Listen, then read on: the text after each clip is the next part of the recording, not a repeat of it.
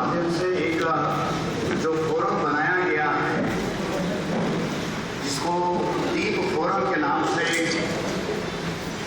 जाना जाता है, उस फोरम के माध्यम से एक परिसंवाद या एक विषय चर्चा के लिए लिया गया। सवेरे भी एक स्टूडेंट्स के लिए, यूथ के लिए, महिलाओं के लिए सेशन हुआ था। उस संदर्भ में भी जो विषय था, इस विषय वस्तु को ध्यान में रखकर जो जानकारी सवेरे के सेशन में दी गई थी। उसके अलावा केवल हमारे समाज का जो हाईली क्वालिफाइड वित्तीय या बुद्धिजीवी है, उस बुद्धिजीवियों के लिए एक अलग से कार्यक्रम यहाँ पर रखा गया।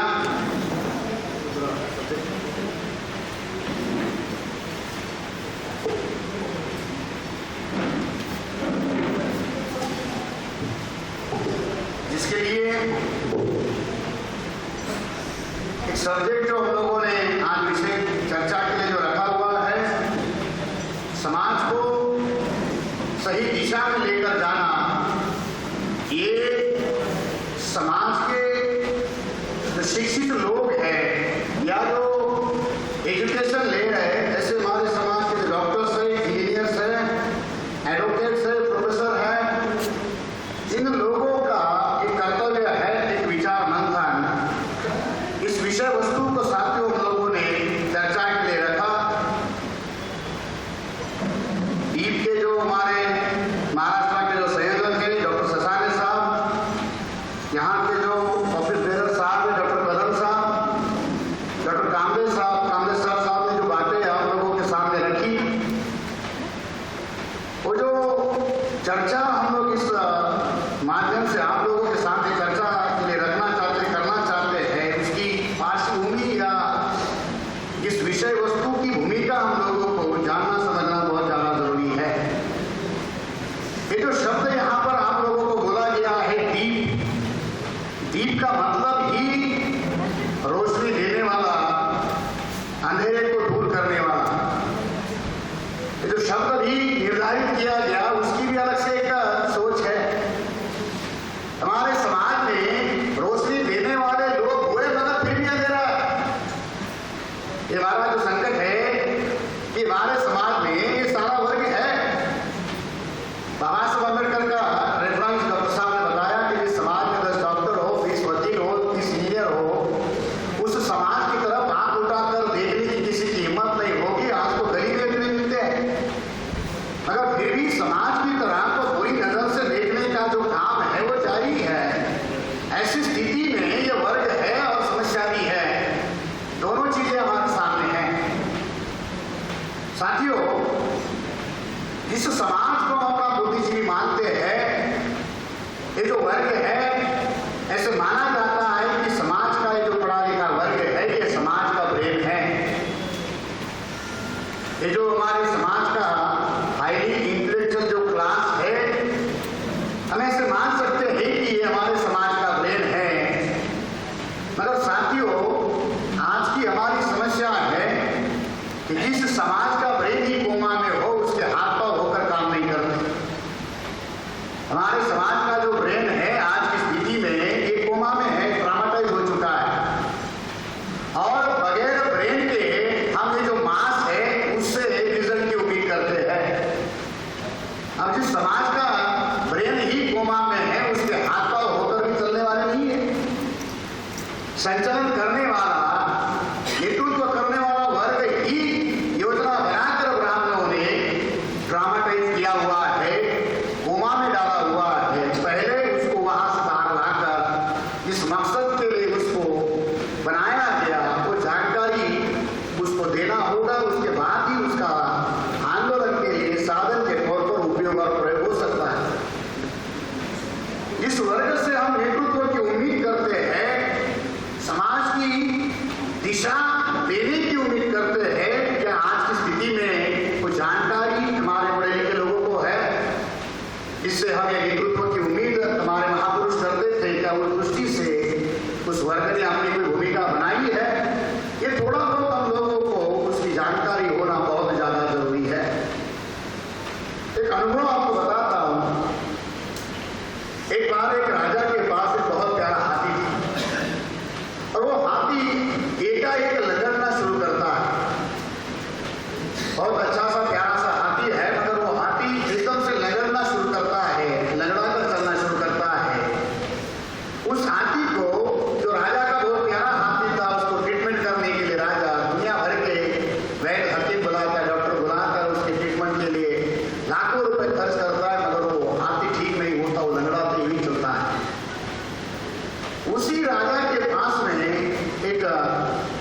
कार्यकर्ता जाता है, एक बुद्धिजीवी आदमी जाता है और उसको हाथी की बीमारी के बारे में जानकारी मिलती है, वो उस राजा को कहता है कि मैं तुम्हारे हाथी का ट्रीटमेंट करना चाहता हूँ। तो राजा कहता है इतने बड़े बड़े हकीम कर सके, थक गए, तू क्या करेगा? तो कहता है ट्राई तो करके देखते जरा, हाथी को दिखाओ। तो राजा उस आदमी को, उस बुद्धिजीवी को हाथी के पास लेकर जाता है, हाथी को दिखाता है।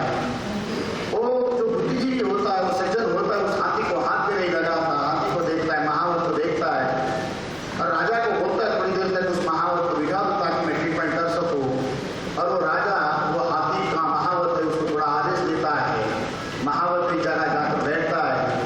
फिर वो जो बुद्धिजीवी सज्जन है उस हाथी के सामने खड़ा होता है, उसको फॉलो करने के लिए शुरू करता है, उसको अपने पीछे आने के लिए इशारा करता है। वो सज्जन जब चलता है तो हाथी अपने आप सीधा चलना शुरू कर देता है। वो आदमी उस हाथी के सामने चलना शुरू कर देता है। वो हाथी जो बहुत दिनों से लंगड़ा के हुए चल रहा था, वो एकदम से सीधा चलना शुरू कर देता है। राजा को भी बड़ा आश्चर्य लगता है, इस आदमी ने ना हाथ लगाया, ना कोई मंत्र फूका, ना कोई झाड़वाला किया, एकाएक ठीक कैसे हो गया? उस आदमी को बहुत बड़ा वो महात्मा मानकर उसको पूछता है, भाई आखिर ये हुआ तो कैसे हुआ? तो वो जो बुद्धिजीवी सज्जन है उस राजा को बोलता है गलती हाथी की नहीं, गलती महावत की है। हाथी ठीक था, महावती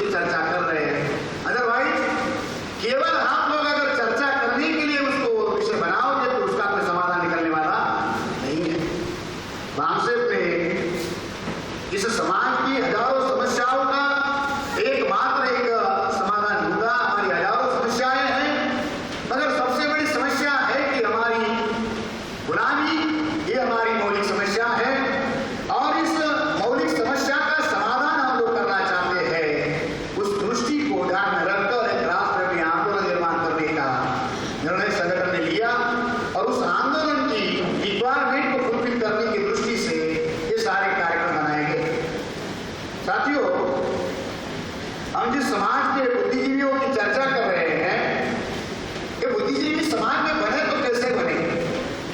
आखिर बुद्धिजीवियों का निर्माण हुआ तो क्यों हुआ और किस तरीके से हुआ?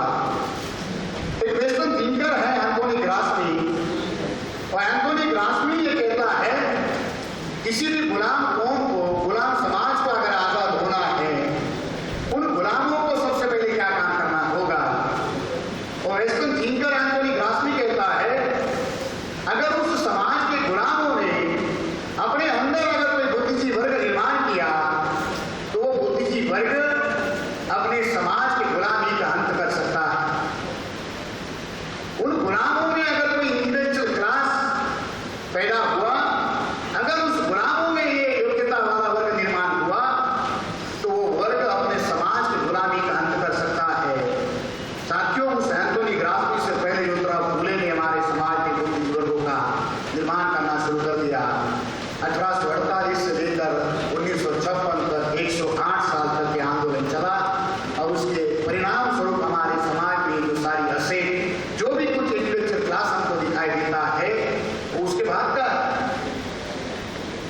अब बुद्धिजीवी वर्ग हमारे समाज में निर्माण तो हुआ, मगर जिस मकसद के लिए, जिस उद्देश्य के लिए ये वर्ग निर्माण हुआ, क्या उस वर्ग ने साधन के तौर पर काम करना शुरू कर दिया? जैसे डॉक्टर साहब ने आपको एक बढ़िया एग्जाम्पल दिया कि जो समाज का बुद्धिजीवी है उसको क्रिमिनल माना जाता है, मलाई की तरह ये वर्ग है। मलाई का एक कैरेक्टर तो उन्होंने आपको बताया कि मलाई इतनी गाड़ी होती है कि दूध के ऊपर अगर कोई कचरा गिर जाए तो वो दूध को फटने से रोकती है। मगर उसी मलाई का और एक कैरेक्टर है, हम लोगों को, खासतौर पर महिलाओं को या घर के लोगों को अनुभव होगा। तो मलाई का और एक कैरेक्टर क्या है? एक बार दूध से अगर मलाई बन जाए तो दोबारा दूध में शामिल नहीं होती। मलाई का एक दूसरा कैरेक्टर है, एक बार अगर वो दूध से बनकर मलाई हो जाए तो दोबारा वो दूध में शामिल नहीं होती, वो दूध से ही हटकर रहती है। हमारे समाज के बुद्धिजीवी लोगों का एक कैरेक्टर है, आप जिसको गिनती में पकड़ते हो, जिसको काउंटिंग में लेते हो, वो आपके अकाउंट में शामिल ही होना नहीं चाहता। आप उसको पकड़ के रखना चाहते हो, कहते हो ये आपके है, मगर वो अपने आप को आपका मानने के राजी नहीं है। बाबा साहब अम्बेडकर कहते थे, मराठी में उन्होंने वो भाषण किया कि महाराष्ट्रातील मोक्याच्या जागा काबीज वो बहुत कर लिए। आज 150 जिलों के BC SC ST के लोग हैं। ऑल इंडिया का जो प्लानिंग कमीशन है, उस प्लानिंग कमीशन में 200 से ज्यादा शेड्यूल कास्ट के लोग हैं। जो प्लानिंग कमीशन सेंट्रल गवर्नमेंट का है, उस प्लानिंग कमीशन में 200 से ज्यादा शेड्यूल कास्ट के ट्राइब के लोग हैं, जो 121 करोड़ के फ्यूचर का प्लानिंग कर सकते हैं। क्या अपने समाज का प्लानिंग नहीं कर सकते? उस सारा का सारा की पोस्ट हमारे समाज में अवेलेबल है। डॉक्टर से, इंजीनियर से, अधिकारी है, बहुत बड़े बड़े पैमाने पर सारा वर्ग है। मगर इस मकसद के लिए इन महापुरुषों का, मतलब इन बुद्धिजीवियों का निर्माण महापुरुषों के आंदोलन के द्वारा किया गया। क्या वो मकसद, वो जानकारी हमारे लोगों को है? अगर ये जानकारी नहीं है,